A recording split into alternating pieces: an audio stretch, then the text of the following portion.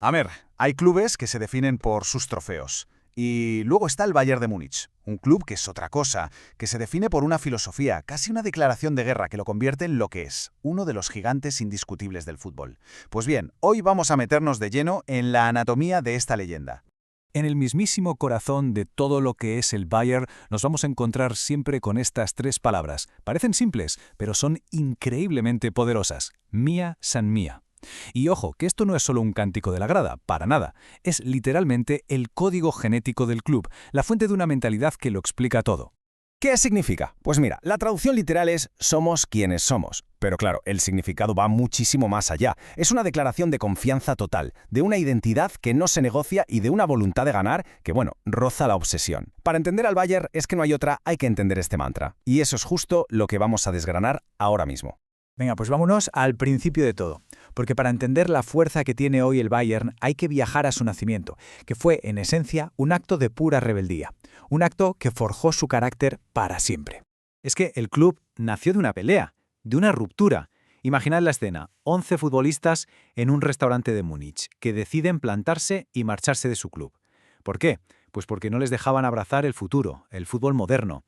Así que desde el minuto 1, el ADN del Bayern fue ambición e independencia. Sus primeros 65 años fueron una auténtica locura, una montaña rusa en toda regla. Tocaron el cielo con su primer título, pero enseguida se toparon con su capítulo más oscuro, la persecución nazi por tener un presidente judío, Kurt Landauer. Esa experiencia, sumada a la casi bancarrota tras la guerra, en lugar de destruirlos, los hizo más fuertes. Forjó en su ADN una resiliencia increíble. Por eso, el ascenso a la Bundesliga en el 65 no fue un final feliz, no, fue el verdadero pistoletazo de salida. Y claro, una vez que estás en la élite de tu país, ¿cuál es el siguiente paso lógico? El continente, por supuesto. Y aquí es donde el Bayern deja de ser una potencia alemana para convertirse en una auténtica dinastía temida en toda Europa. El epicentro de esa conquista fue un trío absolutamente legendario, conocido como el Eje.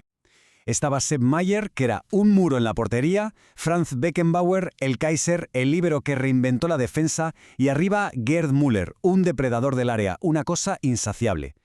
Ellos tres fueron la columna vertebral de un equipo destinado a dominar el mundo. Y es aquí, en esta final del 74, donde nace el mito. La situación, minuto 120. Van perdiendo 1-0 contra el Atlético de Madrid. Se acabó. El sueño está roto. Y de repente, un defensa, Schwarzenbeck, saca un zapatazo desesperado desde lejísimos. Y para adentro. Increíble. Forzaron un desempate y bueno, en el segundo partido simplemente los barrieron. Pero lo importante no es solo la victoria, es la lección que aprendió el mundo entero ese día.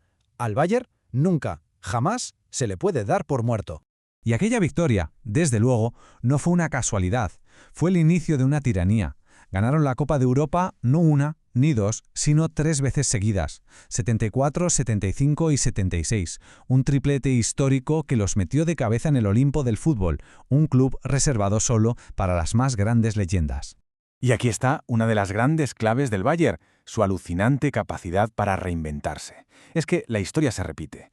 Si el Eje de los 70 forjó ese ADN ganador en Europa, décadas más tarde, una nueva generación, la de los Robben, Ribéry, Neuer y compañía, no solo lo replicó, sino que lo llevó a una dimensión completamente nueva.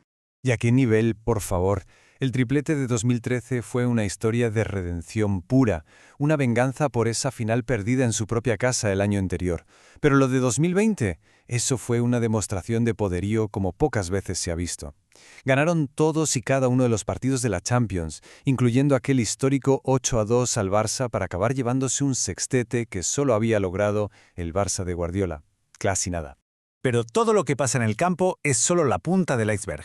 Para entender de verdad a este gigante, tenemos que mirar sus cimientos.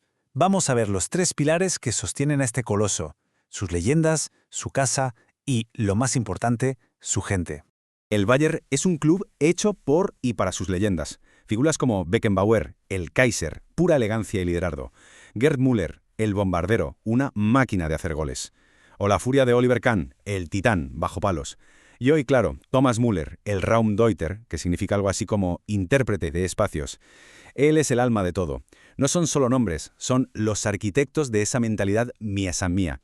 Y este Este es su hogar. El Allianz Arena no es un estadio y ya está. Es toda una declaración de intenciones. Parece una nave espacial que, en los días de partido, se ilumina de un rojo intenso, creando una atmósfera de pánico escénico para cualquier rival.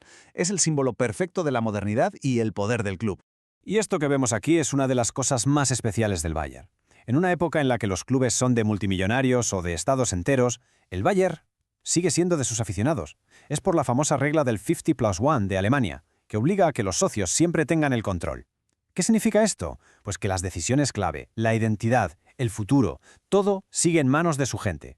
Es la fórmula que les permite ser un gigante mundial, sí, pero con el alma intacta de un club de barrio. Entonces, ¿cómo encaja todo este puzzle? Pues justo aquí, en este punto, reside la verdadera esencia del club, en ese delicadísimo equilibrio entre sus profundas raíces bávaras y su ambición global, que es insaciable.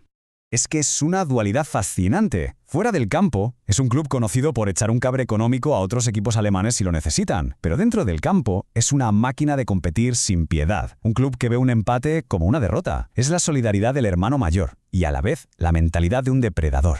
Y esta imagen lo resume absolutamente todo. Por un lado, la tradición pura, los jugadores celebrando en la plaza de Múnich con el traje típico bávaro. Por otro, la modernidad más absoluta, un estadio futurista, una potencia comercial global.